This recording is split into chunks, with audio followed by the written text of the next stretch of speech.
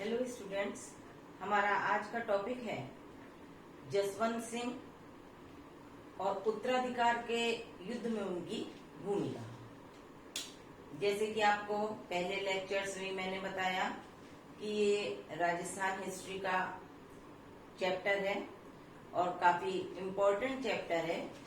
इससे पहले वाले लेक्चर में हमने जसवंत सिंह और शाहजहां के संबंधों के बारे में कि कैसे शाहजहां ने जसवंत सिंह को शाही दरबार में रखा, कैसे उनके जात और मनसब बढ़ाते रहे, वो उन्हें मनसबदार बनाया, तरह तरह की उन्हें जागीरें प्रदान करी अलग अलग स्थानों की। और अब हम देखते हैं कि सितंबर 1657 में 1657 में जब शाहजहां बीमार पड़ गए तो उनकी बीमारी की खबर संपूर्ण राज्य में बहुत तेजी से फैल गई और उनके जो पुत्र थे, दारा शिकोह जो थे, दारा शिकोह के पास वैसे पंजाब और दिल्ली की सूबेदारी थी, लेकिन वो अधिकांश समय शाहजहां के साथ ही व्यतीत करते थे। तो जो अन्य पुत्र थे उनके, 4 पुत्र थे उनके, जिनमें पहले दारा शिकोह जो थे वो ज्येष्ठ पुत्र थे। उसके पश्चात शुजा जो थे वो दूसरे नंबर के थे, उनके पास बंगाल की सूबेदारी थी। औरंगजेब के पास दक्षिण प्रांत की सूबेदारी थी और मुराद जो थे उनके पास गुजरात की सूबेदारी थी। तो सभी राजकुमारों के पास अलग अलग प्रांतों की सूबेदारी थी। लेकिन जब शाहजहां बीमार पड़ गए और दारा शिकोह को ये लगा कि उन्होंने उन्हें आगरा में बुला लिया, जिससे कि वहां पर वो उनका स्वास्थ्य की देखभाल कर सके। अक्टूबर 1657 में उन्होंने उन्हें आगरा बुला लिया और आगरा आने के पश्चात शाहजहां ने दारा शिकोह को शासन संबंधी समस्त कार्य सौंप दिए और जो शाहजहां के दरबार में अन्य लोग थे वो भी इस बात से सहमत हो गए। लेकिन जो दूरस्थ प्रांत थे वहां पर शाहजहां की बीमारी की अफवाह फैलने लगी और इसीलिए ये जो उसके अन्य पुत्र थे, शुजा, औरंगजेब और मुराद, वो आगरा की ओर बढ़ने लगे। और क्योंकि उन्हें लगने लगा कि शाहजहां के पश्चात गद्दी का उत्तराधिकारी कौन होगा। इस्लाम में उत्तराधिकार का कोई सर्वमान्य नियम नहीं है। ऐसा नहीं कि ज्येष्ठ पुत्र जो है वही उत्तराधिकारी होगा। इसलिए वहां पर तलवार और ताकत के बल पर गद्दी प्राप्त करने का एक प्रचलन रहा। इसीलिए इन भाइयों ने सोचा कि वो शीघ्र अतिशीघ्र आगरा पहुंचकर साम्राज्य पर अपना अधिकार कर ले।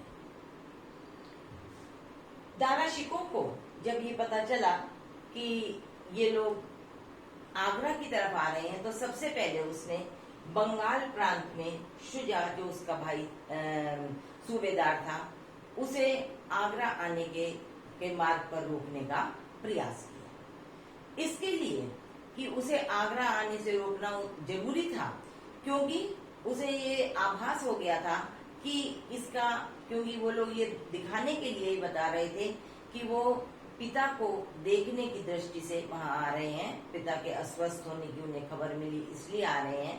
लेकिन दारा शिकोह उनके वास्तविक उद्देश्य से अनजान नहीं था। इसीलिए उसने शुजा को रोकने का जब प्लान बनाया तो उसने अपने पुत्र सुलेमान शिकोह और आमेर के जयसिंह को उसका सामना करने के लिए, उसे रोकने के लिए भेजा।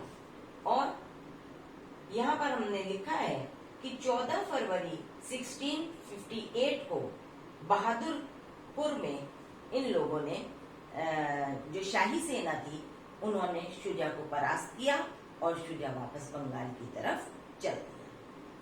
लेकिन दूसरी तरफ औरंगजेब और मुराद भी संयुक्त रूप से बातचीत कर रहे थे। उनमें इस बात पर भी बातचीत हुई कि युद्ध के पश्चात या विजय के पश्चात कौन राज्य का उत्तराधिकारी होगा और जो युद्ध में वो माल लूटेंगे उसका बंटवारा भी किस प्रकार किया जाएगा। अतः दारा शिकोह औरंगजेब और मुराद के मंतव्यों से परिचित होने के कारण उन्हें भी रोकना चाहता था। ऐसे समय में दारा शिकोह ने अपने दरबार में उनके विरुद्ध युद्ध का नेतृत्व देने की बात कही।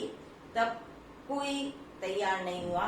तभी कहा जाता है कि जसवंत सिंह जो जिनके ऊपर शाहजहां के अत्यधिक क्या कहने ये स्वामी भक्ति से प्रेरित होकर शाहजहां ने उन्हें मनसब और जागीरें दी थी, तो जसवंत सिंह ने अपनी स्वामी भक्ति को प्रदर्शित करते हुए औरंगजेब और मुराद के विरुद्ध जाने का निर्णय किया।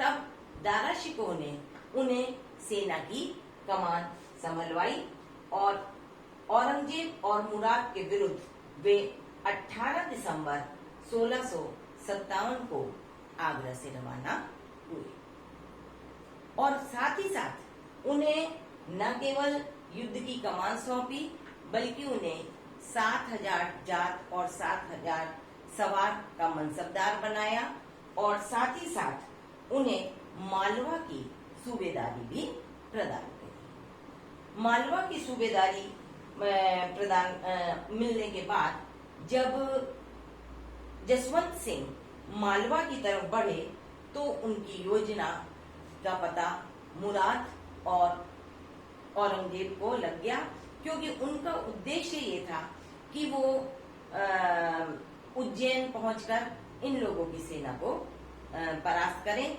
या जहां तक आवश्यक हो वो जाकर उनका विरोध करें। जब औरंगजेब को इस बात की सूचना मिली लगभग 2 महीने पश्चात, तो उन्होंने तुरंत वो बुरहानपुर पहुंच गए औरंगजेब और मुराद को भी उसने उज्जैन पहुंचने के लिए कहा। मुराद भी कुछ समय पश्चात मंदसौर पहुंच गए, लेकिन क्योंकि अभी औरंगजेब और मुराद की सेनाएं आपस में मिल नहीं पाई थी, इसलिए दोनों में से अकेले इसका मुराद का सामना जसवंत सिंह के साथ हुआ, लेकिन क्योंकि वो अभी युद्ध करने के पक्ष में नहीं थे, इसलिए वो पुनः गुजरात की ओर लौट गए और औरंगजेब के पहुंचने की प्रतीक्षा करने लगे। दूसरी तरफ जसवंत सिंह भी उज्जैन लौट गए। कुछ समय पश्चात इन लोग की सेनाओं ने कुछ समय के लिए विश्राम किया और साथ ही ये आगे के युद्ध की रणनीति बनाते रहे। मुराद ने जसवंत सिंह को अपनी ओर मिलाने का काफी प्रयास किया, लेकिन वो इस प्रयास में सफल नहीं हुए। इसी बीच औरंगजेब ने जसवंत सिंह के पास ये प्रस्ताव भेजा कि वो अपने बीमार पिता को देखने के लिए आगरा जाना चाहते हैं। तब जसवंत सिंह ने उनसे कहा कि क्योंकि शाही दरबार का ये आदेश है कि आप यहीं से वापस लौट जाइए, इसलिए अच्छा यही होगा कि आप लौट जाइए, अन्यथा युद्ध करना पड़ेगा। लेकिन औरंगजेब का इरादा कुछ और था, तो वो इस बात के लिए तैयार नहीं हुआ और तब औरंगजेब और मुराद दोनों ने जसवंत सिंह का संयुक्त रूप से विरोध करने की बात संयुक्त रूप से विरोध करने की बात सोची। अब जसवंत सिंह को भी इस बात का पता था कि ये कार्य जो है अब युद्ध के बिना संभव नहीं होगा, अतः उन्होंने उज्जैन से आगे बढ़कर धर्मत नामक स्थान पर कुछ समय के लिए वे रुके और फिर उन्होंने एक बार पुनः औरंगजेब को मनाने का प्रयास किया, लेकिन औरंगजेब ये सोच रहा था कि ये समय सबसे उपयुक्त है जब वो जसवंत सिंह को पराजित कर सकते हैं, इसलिए उसने तुरंत ही युद्ध करने की योजना बना ली और 16 अप्रैल 1658 को शाही सेना, जिसका नेतृत्व कौन कर रहे थे, जसवंत, और जब जसवंत सिंह को इनके विरुद्ध भेजा गया था तो इनके साथ अन्य कई राजपूत और हिंदू सेना नायक भी भेजे गए थे, जिनके ऊपर दारा शिकोह और शाहजहां को विश्वास था। तो 16 अप्रैल 1658 को शाही सेना, औरंगजेब और मुराद के मध्य धर्मत का युद्ध आरंभ हो गया। धर्मत के युद्ध में ये कहा जाता है कि यद्यपि जसवंत सिंह ने योग्यता पूर्वक युद्ध का नेतृत्व किया, सेना को अग्रभाग में, मध्यम भाग में, शत्रु सेना के दाईं ओर बाईं ओर अलग अलग भागों में उन्होंने विभाजित किया, और सबसे जो अग्र पंक्ति में उन्होंने रखा उसमें उन्होंने तुरानी सरदारों को रखा। इसके अलावा जो सेना का अग्रभाग था उसमें कासिम खां, मुकुंद सिंह हाड़ा, मोहन सिंह हाड़ा और अर्जुन गौड़ आदि को रखा। मध्य भाग का नेतृत्व जसवंत सिंह ने स्वयं किया और दाहिने भाग की ओर उन्होंने राय सिंह सिसोदिया और सुजान सिंह बुंदेला आदि को रखा। तो इस प्रकार संपूर्ण चक्रव्यूह का निर्माण कर लिया गया धर्मत के युद्ध के समय। लेकिन औरंगजेब जो था उसका तोपखाना जो था वो काफी शक्तिशाली था। यद्यपि जसवंत सिंह के पास भी एक तोपखाना था, लेकिन जसवंत सिंह ने इस युद्ध में उस तोपखाने का उपयोग नहीं किया और औरंगजेब के शक्तिशाली तोपखाने के आगे इनकी सेना का जो अग्रिम भाग था वो शीघ्र ही परास्त हो गया, जिसके परिणाम स्वरूप जसवंत सिंह के जो स्वामी भक्त और योग्य सेनापति हैं उनसे वो हाथ धो गया।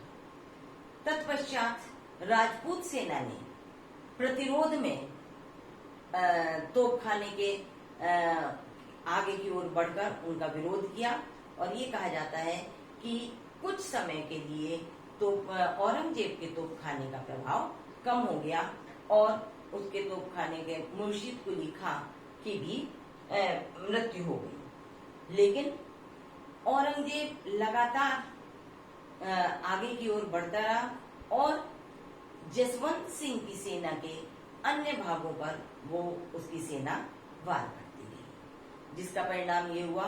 इसी मध्य जो राय सिंह सिसोदिया और चंदेला आदि उसके राजपूत सेना नायक थे, उन्होंने मुराद ने उनके साथ वार्ता करी और वो मुराद की ओर मिलने के लिए राजी हो गए। तो इस प्रकार जसवंत सिंह का पक्ष जो था वो पहले की अपेक्षा कमजोर हो गया। अब जसवंत सिंह जो कि मध्य भाग का नेतृत्व कर रहे थे, स्थिति ये आ गई कि उनकी सेना पर मध्य भाग पर औरंगजेब की सेना द्वारा आक्रमण किया गया। जसवंत सिंह योग्यता पूर्वक और शक्तिशाली और पराक्रम के साथ युद्ध कर रहे थे, लेकिन उनके पैर में चोट लगने के कारण उन्हें युद्ध भूमि में डटे रहना उनके लिए संभव नहीं था। तब कुछ राजपूत सरदारों ने उनका सहयोग किया और उन्हें वो युद्ध भूमि से बाहर ले गए।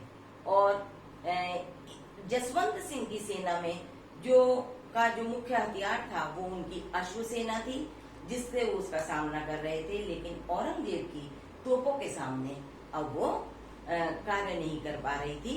परिणाम ये हुआ कि धर्मत के युद्ध में औरंगजेब की विजय हो गई। अब हम देखते हैं कि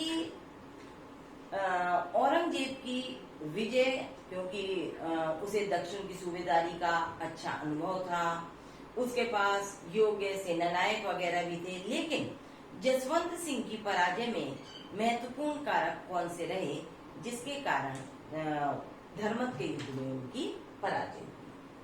तोप खाने का उचित उपयोग न होना। जैसे कि मैंने आपको बताया कि जसवंत सिंह के पास भी तोपखाना था, लेकिन उन्होंने तोपखाने की अपेक्षा घुड़ सवारों पर अधिक विश्वास प्रकट किया।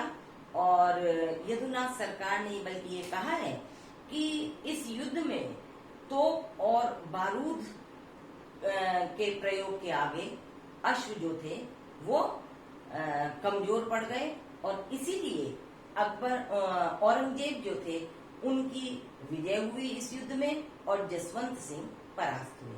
जसवंत सिंह के पास जब तोपखाना था तो उन्हें उस तोपखाने का सही तरीके से यूज करना चाहिए था, और तोपखाने का प्रयोग न होने के कारण सैनिकों की गतिशीलता में भी कमी। दूसरा पॉइंट हम देखते हैं कि योग्य सेनापति के गुणों का अभाव, कि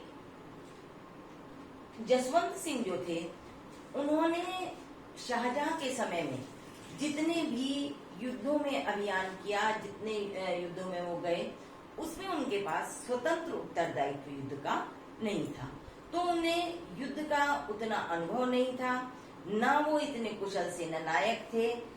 इस कारण मुराद और औरंगजेब की संयुक्त सेना का मुकाबला करने में वो सक्षम नहीं हुए, और उन्हें ये कहा जाता है कि शाहजहां के समय में उन्होंने अपनी स्वामी भक्ति के कारण शाहजहां से अत्यधिक क्या कहते हैं जागीरदारी और साथ ही साथ मनसब वगैरह प्राप्त कर लिए, लेकिन युद्ध का नेतृत्व करने की उनमें क्षमता नहीं थी। इसके अतिरिक्त अनुकूल युद्ध क्षेत्र का चुनाव न करना। धर्मत का जो क्षेत्र उन्होंने चुना था वो काफी वहां पर दलदल और खाई वगैरह थी, तो इसलिए जब युद्ध प्रारंभ हो गया तो वहां से घुड़सवारों का निकलना और साथ ही साथ सेना की गतिशीलता भी उससे प्रभावित हो रही थी।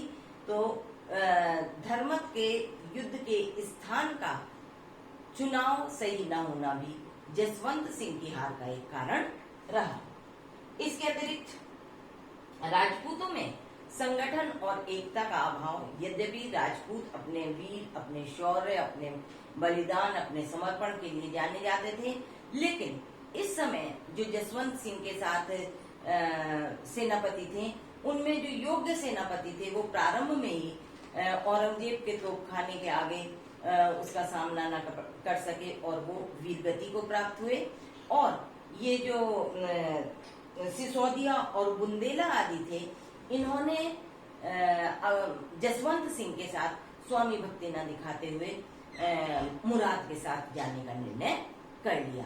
वो तो प्रत्येक राजपूत जो था उसके अपना हित था, अपना वो स्वार्थ देख रहा था, और इस कारण उनमें संगठन का अभाव हो गया, और संगठन का अभाव होने के साथ साथ उसका फायदा औरंगजेब और मुराद ने उठाया। लास्ट बट नॉट लीस्ट, ये काफी इंपॉर्टेंट पॉइंट है कि जिस समय दारा शिकोह ने जसवंत सिंह को मालवा का सूबेदार नियुक्त किया था, उसी समय उन्होंने शुजा को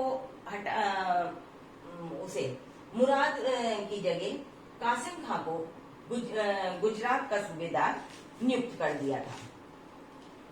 ऐसी स्थिति में जब कासिम खां को गुजरात का सूबेदार नियुक्त कर दिया और जब ये जसवंत सिंह युद्ध के लिए गए तो उन्हें भी उसके साथ सेना में भेजा था, लेकिन उन्हें स्वतंत्र उत्तरदायित्व या हम ये कहें कि जसवंत सिंह के अधीनस्थ करके नहीं भेजा था, जिसका कारण ये हुआ कि जिस समय धर्मत के युद्ध में कासिम खां को जसवंत सिंह की सहायता करनी चाहिए थी, उस समय वो बिल्कुल एक तटस्थ सैनिक की तरह रहे।